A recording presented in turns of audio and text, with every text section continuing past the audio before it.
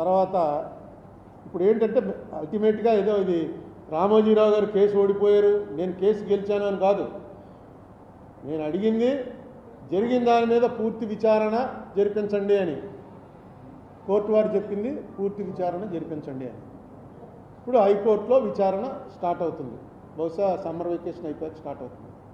6 నెలల time bound పెట్టారు కాబట్టి ఖచ్చితంగా before the end of the year సెలవులు గెలవలు అన్నీ తీసేస్తే ఇయర్ ఎండింగ్ లోపల ఖచ్చితంగా ఒక వీళ్ళు arrive at a logical conclusion.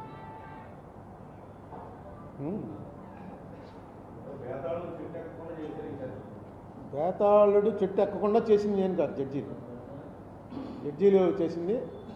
ఇటువంటి నాకేమనిపిస్తుంది, ఇటువంటి ఒక్కొక్కటి మొన్న చూడండి ఎలక్టోరల్ బాండ్స్ విషయంలో కానీ ఇవన్నీ కొన్ని ఎక్స్పెక్ట్ చేయనటువంటి జడ్జిమెంట్లు కోర్టు వారు ఇస్తూ ఈ దేశంలో ఇంకా ఈ డెమోక్రసీని బతికించి ఉంచుతాం మేము అనేటువంటి ఒక మెసేజ్ ఇచ్చారు.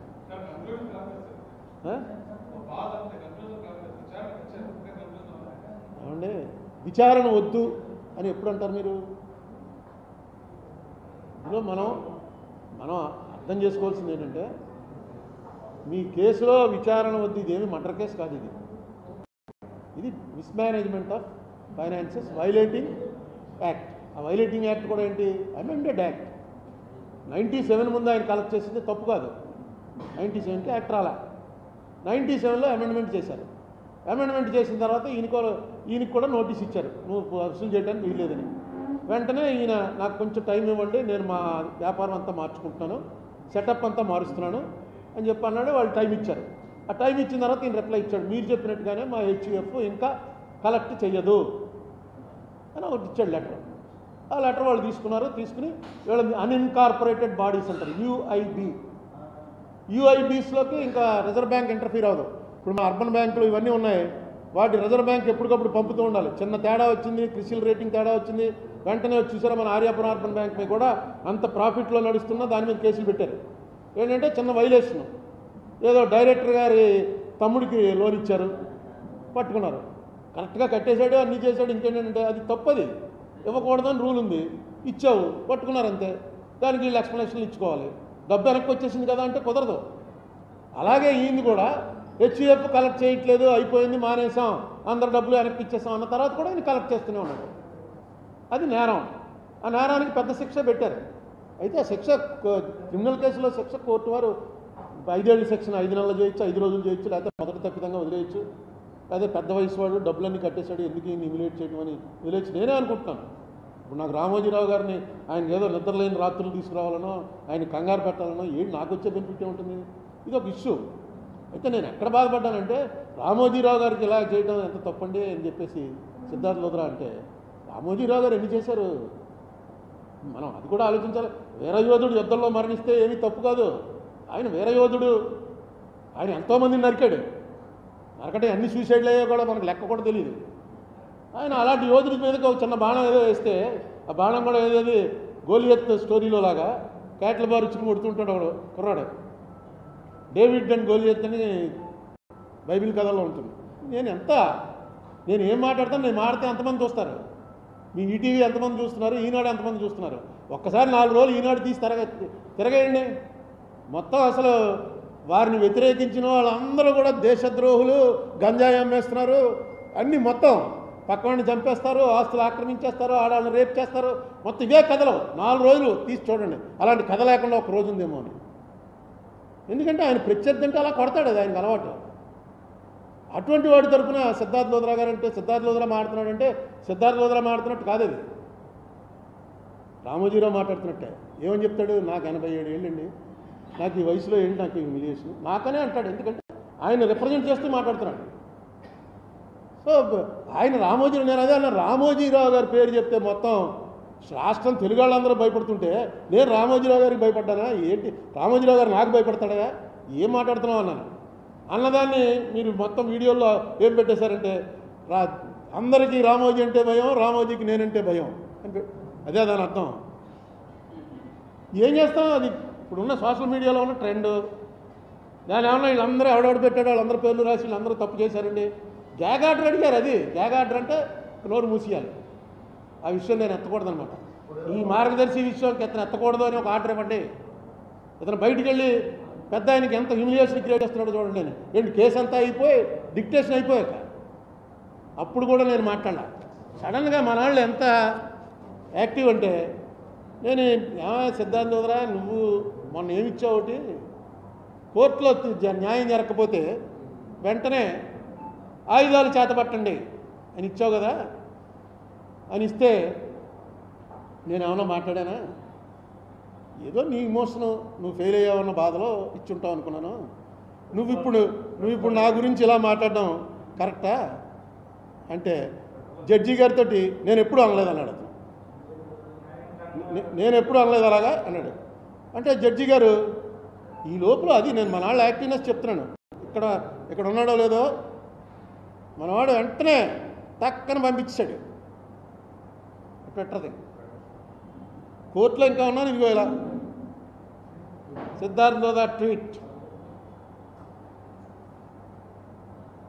when all has been tried yet justice is not in sight, it is then right to pick up the sword, it is then right to fight. ఆయనకి ఎప్పుడైతే చంద్రబాబు నాయుడు గారు జైల్లో ఉంటే ఈయన అప్పీల్ చేసి ఫెయిల్ అయ్యాడో వెంటనే ఒక ట్వీట్ కూడా ఎవరో జఫర్నామాలో గురు గోవింద్ సింగ్ ఔరంగజీబ్కి రాసినటువంటిది ఉంది. చూడండి, ఇందులో క్లియర్గా ఉంది. when all has been tried yet justice is not in sight, it is then right to pick up the sword, it is then right to fight. ఎన్ని గంటలకు వచ్చింది? 1:12:50 అంటే అక్కడ సరిగ్గా జరుగుతోంది అని సౌండ్ వచ్చింది. చూపించరా అని ఇంతమంది ఉన్నారు నాకు సపోర్ట్ కాబట్టి కేసు నడపగలిగింది. సుప్రీంకోర్టు అవుతుంది లైవ్. ఆ లైవ్లో చూసి ఎవరో టక్ టక్కని పెట్టేశాడు అంతే. అతను ఎప్పుడైతే డినై చేశాడో వెంటనే టక్ టక్కని పెట్టాడు. అయితే రమేష్ వెంటనే దాన్ని నేను ఇలా చూస్తుంటే రమేష్ చూశాడు, చూసి మాట్లాడకండి, ఇప్పుడు కోర్టు వారు దీన్ని డైవర్ట్ చేయడానికి ఇవన్నీ ప్రయోగాలు జరుగుతాయి, మీరేమవుతుంది కోర్టు వారు మిమ్మల్ని ఏమైనా అడిగితే చెప్పండి. కోర్టు వారు నన్ను ఒకటే అడిగారు. ఏమడిగారంటే జడ్జిమెంట్లని వెళ్ళి క్రిటిసైజ్ చేసినా తప్పు లేదు, నేను ఇచ్చిన జడ్జిమెంట్ అందరికీ నచ్చాలని లేదు, జడ్జిమెంట్ని క్రిటిసైజ్ చేసినా తప్పు లేదు, కానీ నువ్వు చాలా సీనియర్ పొలిటీషియన్వి, చాలా బాగా ఆయనకి ఎలా అర్థమైందో నాకు తెలియలేదు, నువ్వు బాగా మాట్లాడతావు, కొంచెం కోర్టు లిమిటేషన్స్ తెలుసుకుని దాని ప్రకారం మాట్లాడు అంతే. We're not giving any order చెప్పేసి.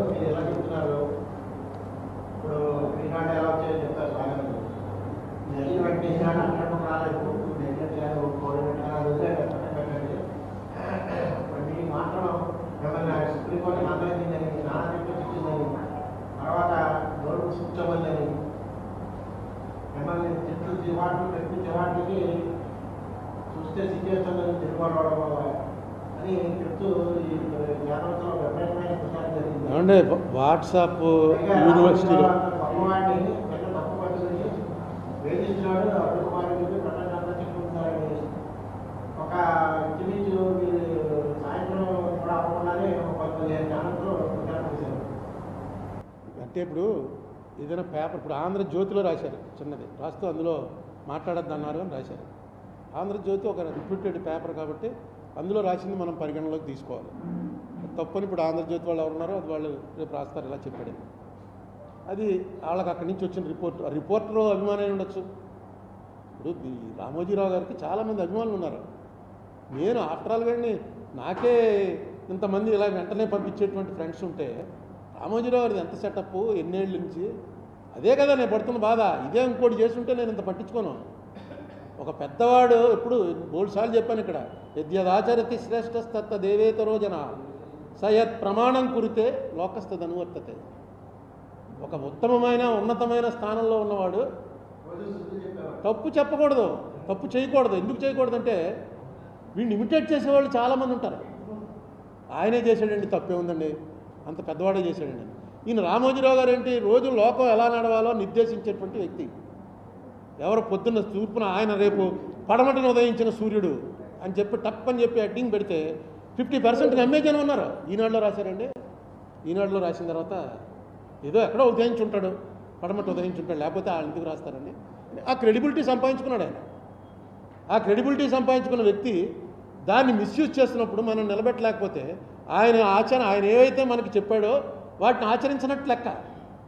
ఆయన రోజు చెప్తూ ఉంటాడు, ఎక్కడైనా సరే తేడా ఉంటే ఎతికి పట్టుకోవాలి, కొట్టాలి, జనం ఎలా ఉండాలి, డెమోక్రసీలో ప్రజలు ఎలా ఉండాలి, అన్ని ఎత్తబోదలు ఆయనే చేస్తుంటాడు. దాని ప్రకారమే నడిచాను నేను. నేను ఎప్పుడైనా చెప్పిన రామోజీరావు గారు పారిపోతున్నాడు, రామోజీరావు గారికి రెడీగా పాస్పోర్ట్ వీసా పెట్టుకుని అందరికీ ఎగ్గొట్టి పారిపోతున్నాడు, లేదు రామోజీరావు గారు కట్టలేడు అని ఎప్పుడైనా చెప్పానా? చెప్తే అది ఏదైనా తీసి చూపించండి, క్షమాపణ కోరుతాను. అయ్యో ఇలా నేను చెప్పాను, ఎప్పుడు చెప్పాను, ఏ ఆవేశంలో చెప్పాను నేను చెప్పను. ఎందుకంటే నాకు అవసరం లేదు. ఇప్పుడైతే ఇంకా అసలు అవసరం లేదు. ఇప్పుడు నేను ఏ పార్టీలోనూ లేను, ఎలక్షన్లు పోటీ చేయను, ఏ పోస్ట్కి వెళ్ళను. ఖాళీగా ఏదో మీరు రాజమండ్రిలో ఎంతమంది ఫ్రెండ్స్ ఉన్నారు కాబట్టి ప్రెస్ మీట్లు. 10 ఏళ్ళు అయిపోయి ఎంపీ, 10 ఏళ్ల క్రితం ఎంపీలు ఎవడ గుర్తున్నాడు ఎవరికైనా? నేను గుర్తున్నానంటే మీ వల్లే. మీరు నాకు ఇంపార్టెన్స్ ఇస్తున్నారంటే రామోజీరావు వల్ల. అంతే. ఇందులో ఎవరికి తెలియదు. రామోజీరావు అనేటువంటి ఒక అత్యంత బలవంతుడైనటువంటి వ్యక్తితోటి ఒక సాధారణమైన అరుణ్ కుమార్ అన్నవాడు తలపడ్డాడు కాబట్టే అరుణ్ కుమార్ అన్న పేరు ఎవరికైనా నలుగురికి ఇంకా గుర్తుంటుంది. ఇది అందరికీ తెలుసుంది. రామోజీరావు గారు అన్నవాడు తప్పు చేయకూడదని నేను ఇప్పటికీ కోరుకుంటున్నాను. ఇది తప్పు చేయలేదు అతనని చెప్పాలనే కోరుకుంటున్నాను. ఎందుకంటే నెమ్మదిగా ప్రజలకి నమ్మకాలు పోతాయి. రోజు మంచి చెప్పేవాడు పరమ దుర్మార్గుడా, ఇది ఎక్కడ దారుణంరా బాబు అని. నేను రామోజీరావు గారిని శిక్షించాలని ఎప్పుడు చెప్పలే. దానికి 2 ఏళ్ళు జైలు శిక్ష ఉంది. నన్ను అడుగుతూ ఉంటారు, దీనికి ఏంటండి కేసుని? 2 ఏళ్ళు జైలు శిక్ష అంటే వెంటనే వాట్సాప్లో వచ్చేస్తుంటాయి, 2 ఏళ్ళు జైలు తప్పదు, రామోజీరావుకి తప్పదు అని. ఏం చేయను?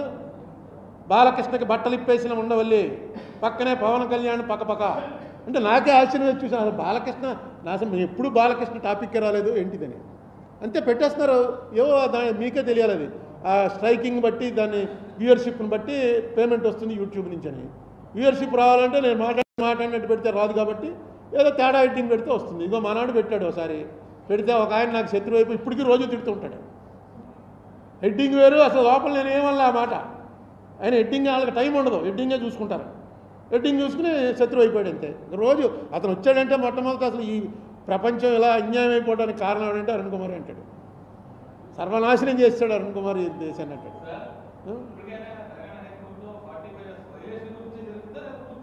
45S వైలేషన్ గురించి జరపడానికే రిజర్వ్ బ్యాంక్ వారిని పార్టీ చేశారు.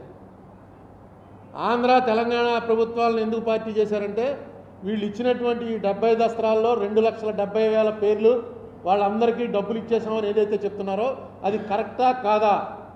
తెలంగాణలో ఎంతమందికి ఇచ్చారు, ఆంధ్రాలో ఎంతమందికి ఇచ్చారు, 2 ప్రభుత్వాలు కూడా వచ్చి అందులో పాలు పంచుకోవాలి. పాలు పంచుకున్న తర్వాత ఎవరో మళ్ళీ వీళ్ళిద్దరూ కొట్టుకుంటుంటే జడ్జీలు చూడక్కర్లేదు, వాళ్ళిద్దరూ చెప్పే వినడానికి మళ్ళీ ఒక జ్యుడిషియల్ ఆఫీసర్ని నియమించమన్నారు. ఆ జ్యుడిషియల్ ఆఫీసర్కి ఇవన్నీ ఇస్తారు, ఇచ్చి తీసుకుంటారు. వీళ్ళ ముగ్గురు చేస్తున్న దాంట్లో నన్ను కూడా పెట్టారు. నాకు ఇచ్చినటువంటి ఆనర్ ఏంటంటే అరుణ్ కుమార్ వీళ్ళు అసిస్ట్ ద కోర్ట్ అన్నారు. కోర్టుకి ఇతను అంటే డెఫినెట్గా నేను ఏం చేయగలను అని ఆలోచించాను. ఇదిగో అది depositors@gmail.comకి మీరు పంపించినట్టయితే అవన్నీ కరెక్ట్గా నాకు ఎలాగా పని లేదు, ఇప్పుడు ఏమీను ఈ ఎలక్షన్లో నా పాత్ర లేదు, మీరు పంపిస్తే అన్నీ జాగ్రత్తగా పెట్టి కోర్టు వారి ముందు పెడతాను.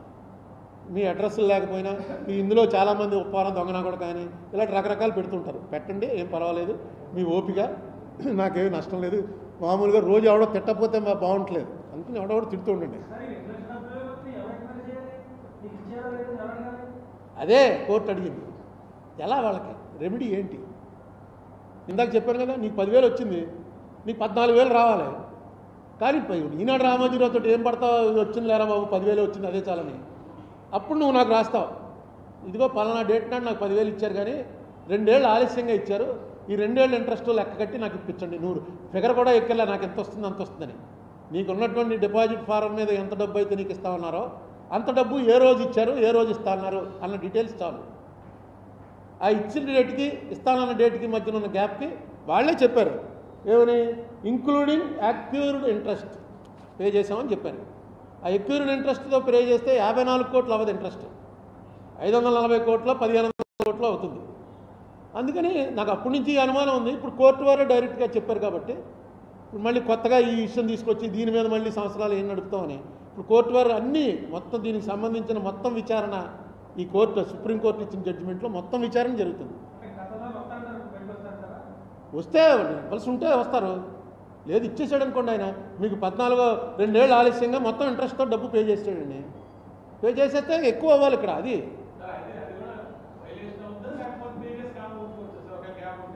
ఇంకా పెద్ద కేసు. అది పెర్జురీ అంటారు. కోర్టు ముందు ఏం పెట్టినా సరే దానికి 7 ఏళ్ళు జైలు శిక్ష. అంటే వెంటనే రామోజీరావుకి 7 ఏళ్ళు జైలు శిక్ష అని రాసేకండి. పెర్జురీ ప్రూవ్ అయితే, పెర్జురీ అంటే కోర్టు ముందు ఏదైనా తప్పుడు స్టేట్మెంట్ ఇస్తే, మొన్న ఎందుకు ఈ రజనీ గారి కోర్టులో కొట్టించేశారే మన ఈ కేసు, రజనీ గారి కేసు కొట్టేసాకే మనం దిగింది ఇందులోకి 2018. సేమ్ అదే ఇది 2011లో క్వాష్ చేయమని పిటిషన్ వేస్తే కోర్టు డిస్మిస్ చేసింది. హైకోర్టు డివిజన్ బెంచ్ 2 జడ్జీల బెంచి క్వాష్ పిటిషన్ని డిస్మిస్ చేసింది. అదే 6 ఏళ్ల తర్వాత మళ్ళీ వేసి డిస్మిస్ చేసి జడ్జి గారు డిస్మిస్ చేశారు. జడ్జి ముందు చెప్పాలి ఈ విషయం. 2011లో నేను ఇదే పిటిషన్ ఫైల్ చేస్తే అది ఖచ్చితంగా అది దాంట్లో ఒక మ్యాండేటరీ అనమాట. ఇటువంటి కేసు ఇలా ఎక్కడ ఏ కోర్టులోనూ ఎప్పుడూ వేయలేదు, ఇదే మొట్టమొదటిసారిగా మీ కోర్టులో వేస్తున్నాను అని ఖచ్చితంగా చెప్పాలి. చెప్పలేదు వాళ్ళు. అది తీసాం మొన్న. అది గవర్నమెంట్ వారు తీశారు, రాష్ట్ర ప్రభుత్వం వారు తీశారు. అది తీసి అది కోర్టులో వేశారు మొన్న. కోర్టులో వేసిన తర్వాత ప్లేటర్ గారు అడిగాడు, నన్ను కూడా అడిగాడు ఆయన నిరంజన్ రెడ్డి గారు, ఇదేంటి దీన్ని ఇన్సిస్ట్ చేద్దామని. అంటే మా రమేష్ అన్నాడు, మళ్ళీ అదో కేసు మనకెందుకు, మన దానిలో నడుస్తుంది కదండి, మళ్ళీ దీని మీద మళ్ళీ మనం ఎఫిడవిట్ వేయాలి, వాళ్ళు రిప్లై చేయాలి, దానికి అది నడుస్తూ ఉంటుంది. పక్కన పెట్టేశాం. యాక్చువల్గా అది పెర్జురీ. అలాగే ఇప్పుడు వీళ్ళు ఇచ్చి కోర్టు ముందు సుప్రీంకోర్టుకి ఏవైతే ఇచ్చారో వాటిలో ఏమైనా తేడాలు వచ్చాయనుకో అది పెర్జురీ అవుతుంది. పెర్జురీ అంటే కొంచెం కఠినమైనటువంటి ఇది. కోర్టు ముందు అట్లీస్ట్ కోర్టు ముందు అబద్ధాలు చెప్పకూడదని. మిగతా వాళ్ళు మనం ఎన్ని మాట్లాడుకున్నా కోర్టులో ఎఫిడవిట్ ఫైల్ చేసేటప్పుడు మాత్రం కింద ఒకటి ఉంటుంది, ఇదంతా నాకు తెలుసు, నేను చూసి చదివించుకుని పూర్తిగా నమ్మి సంతకం పెడుతున్నాను అని సంతకం పెట్టాలి. ఎవరు అడ్వకేట్ కాదు, రామోజీరావు గారే పెట్టాలి లేదా మార్గదర్శి గారే పెట్టాలి. అందుకని దాంట్లో కూడా అబద్ధాలు చెప్పేశారు అనుకోండి, జనరల్గా చెప్పరు. వాడు ఇచ్చినటువంటి బుక్కుల్లో ఈ అక్యూర్డ్ ఇంట్రెస్ట్ అన్న తర్వాత నాకు ఇది అనుమానం వచ్చింది. అలాగే నా దగ్గర దాదాపుగా ఒక ఎన్ని కాగితాలు ఉన్నాయో తెలియదు, ఇక్కడ ఉన్నాయి, ఇక్కడ మొన్న కృష్ణకుమారిలు అందరూ ఎత్తికి చూస్తున్నారు ఖాళీగా ఉన్నప్పుడు, దస్త్రాలు హైదరాబాద్లో ఉన్నాయి. అన్ని కాగితాలకి ఇప్పుడు విముక్తి వస్తుంది అనమాట. పట్టుకెళ్ళి హైకోర్టు ఆఫీసర్ గారు పెట్టి ఇందులో ఏమో ఉపయోగపడతాయో చెప్పండి అంటే మళ్ళీ ఆయన నువ్వే చదివి చెప్పంటే చదువుతూ కూర్చోవాలి.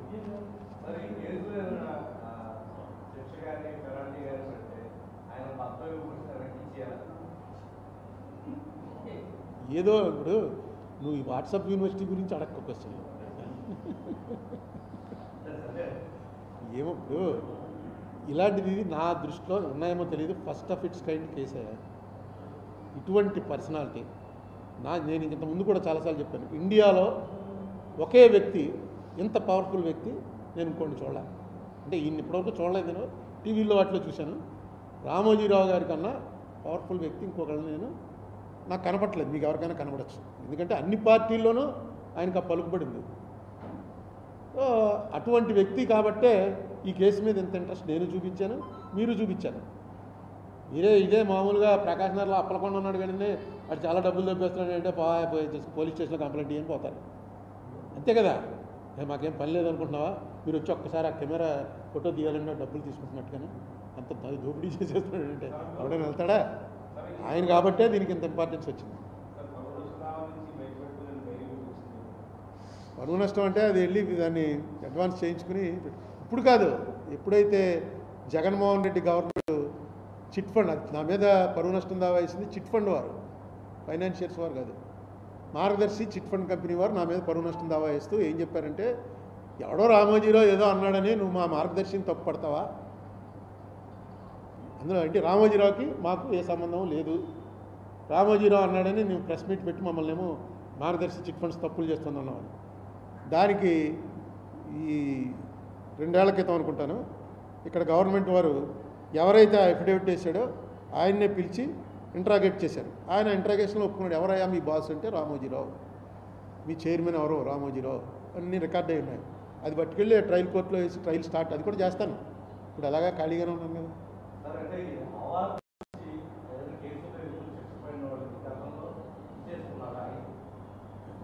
నాకు కొత్తది పెట్టుకో ఇప్పుడు దాని మీద స్టార్ట్ అవుతుంది.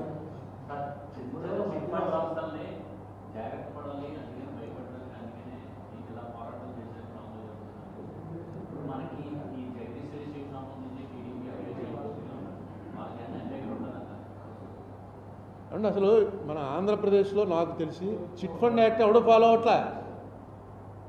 జగదీశ్వరి చిట్టే కాదు, ఏ చిట్ ఫండ్ యాక్ట్ వాడు, చిట్ ఫండ్ కంపెనీ వాడు చిట్ ఫండ్ యాక్ట్ని ఫాలో అవ్వట్లేదు.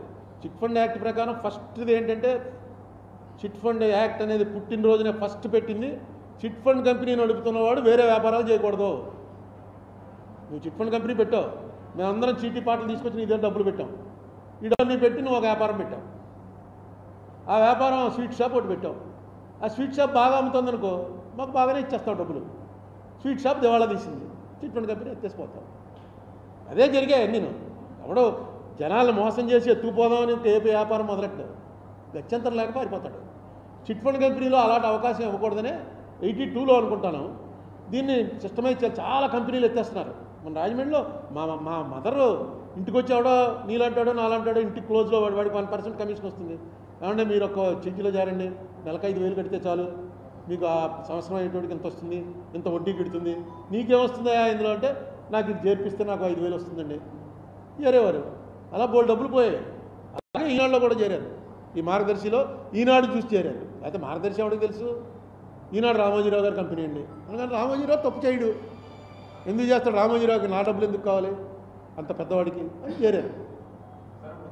ఈయన చేస్తుంది అసలు చిట్ ఫండ్ యాక్ట్ ఏనాడు ఈయన బాగా, అసలు ఆయన ఇంకో వ్యాపారం చేయకూడదు, అన్ని వ్యాపారాలు చేస్తున్నారు. అది కూడా అడిగేవాళ్ళు లేడు. ఇప్పుడు అది కూడా నేను అడుగుతాను, చిట్ ఫండ్ కంపెనీ వాడు వేరే వ్యాపారం చేయకూడదు, చాలా సింపుల్.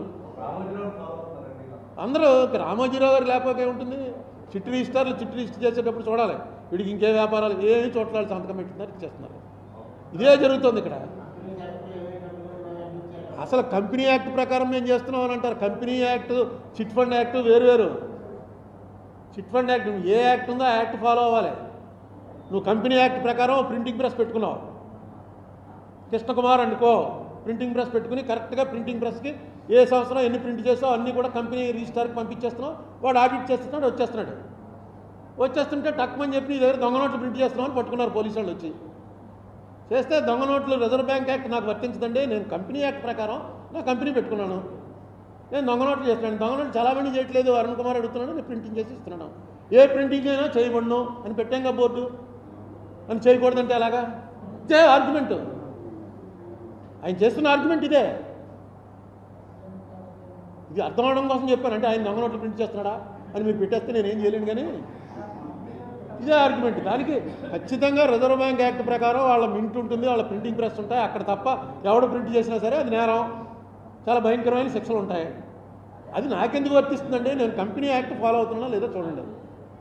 ఇదిగో కంపెనీ యాక్ట్ ప్రకారం ప్రతి సంవత్సరం కడుతున్నాను, ఇన్కమ్ ట్యాక్స్ కడుతున్నాను, అన్నీ కరెక్ట్గా చేస్తున్నాను. నన్ను వచ్చి మీరు ఏదో ఆయన ఆర్డర్ ఇచ్చాడు నేను ప్రింట్ చేశాను, దాన్ని నన్ను ఏం చేస్తారు అంటే తీసుకెళ్ళి ముందు లోపలేస్తారు, తర్వాత 2 పీకుతారు. ఏమండి పెనాల్టీ ఉందిగా, అదే అది చెప్తేనే వీళ్ళు రామోజీరావు జైలుకి అని రాసింది. దాని పెనాల్టీ వాళ్ళు ప్రిస్క్రైబ్ చేసింది ఏంటంటే, ఇది వైలేట్ చేసి ఎంతైతే కలెక్ట్ చేశారో అంత డబ్బు ఫైన్ కట్టాలి. అంటే 2,600 కోట్లు కలెక్ట్ చేశాడు ఈయన, 2,600 కోట్లు ఫైను, 2 ఏళ్ళు జైలు శిక్ష. అయితే మీకు నేను అనేక సార్లు చెప్పాను, మళ్ళీ చెప్తున్నాను, క్రిమినల్ వాటిలో డిస్క్రిప్షన్ ఆఫ్ ద జడ్జ్ ఈ శిక్షలు మ్యాక్సిమం శిక్షలు అంతవరకు వేయచ్చు. అయితే వాళ్ళు చేసాడు, అవును అంతమంది నేనే రామోజీరావు గారు ప్లేడర్ అంటే నేను చెప్తున్నాను 62 నుంచి ఈయన వ్యాపారం చేస్తున్నాడండి, ఎవడో డబ్బులు ఎగ్గొట్టాడని చెప్పలేదు, మీరు కావాలంటే ఎంక్వైరీ చేసుకోండి, ఎవడైనా ఎగ్గొట్టాడా, నన్ను ఇమ్మంటే నా పేపర్లోనే ఫుల్ పేజ్ ఇస్తాను, నేను ఎవడదైనా ఎగ్గొడితే రండి అని. నేను ఇది అయిపోయి మీరు 97 తెచ్చిన తర్వాత కూడా చేస్తున్నానన్నది నా మీద ఆరోపణ. మరి ఏం చేయను, నాకు డబ్బులు ఇచ్చేవాళ్ళేమో వాళ్ళ నమ్మకం నా మీదే ఉంది, పట్టుకొచ్చి ఇస్తున్నారు, పెట్టాను. ఇదో ఈవేళ తప్పు అన్నారు కదా, పలానా రోజున మూసాను. మీరు చూడండి, నేను క్రిమినల్ నేరం ఇంటెన్షనల్గా నేరం చేశాను అనిపిస్తే శిక్ష వేయండి, లేదు అందరు డబ్బులు ఇచ్చేశారు కదా కరెక్ట్గానే చేశాడు కదా అనిపిస్తే మీ ఇష్టం అని దండం. నేనైతే అదే పెడతాను. ఏపీసీఐడి వాళ్ళు పెట్టిన కేసులన్నీ చిట్ ఫండ్ మీద.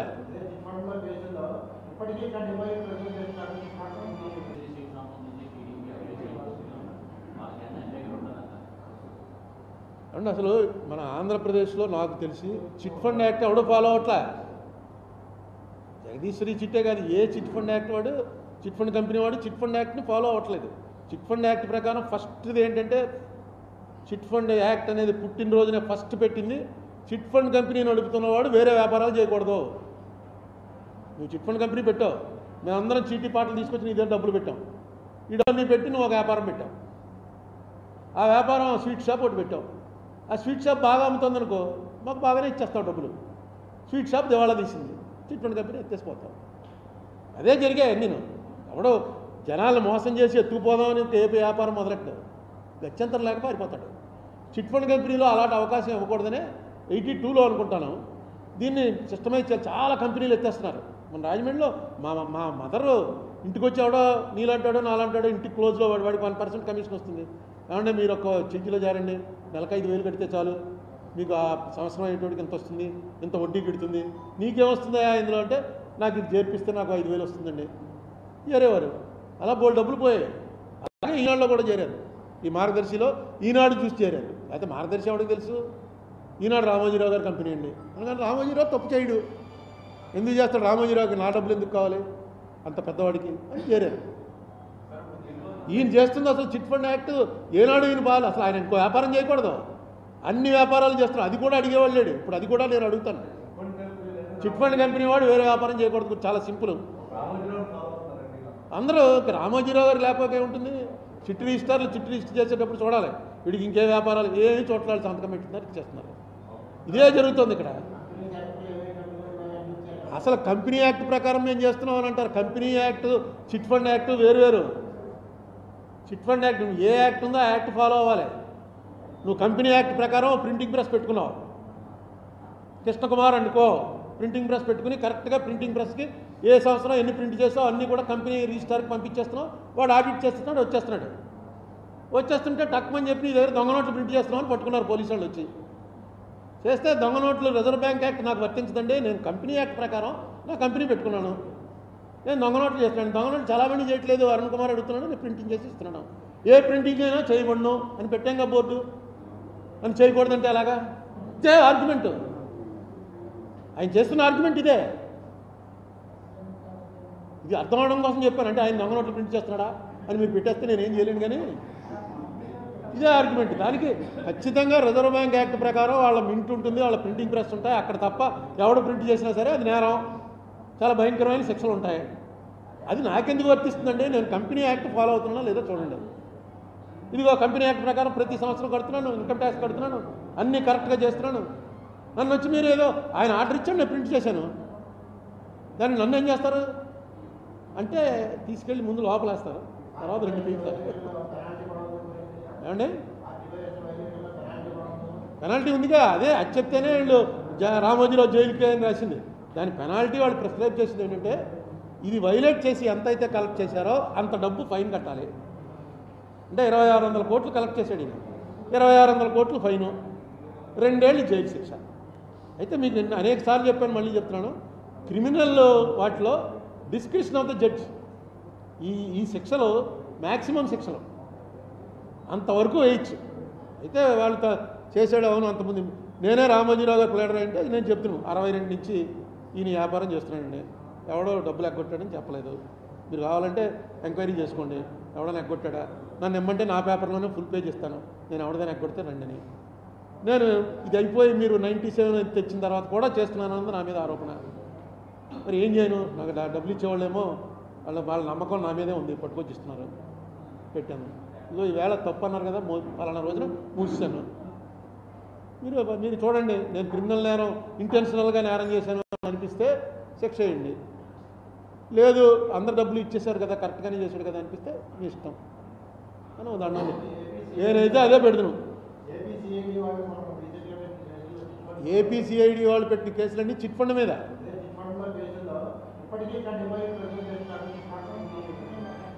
చేస్తున్నారండి.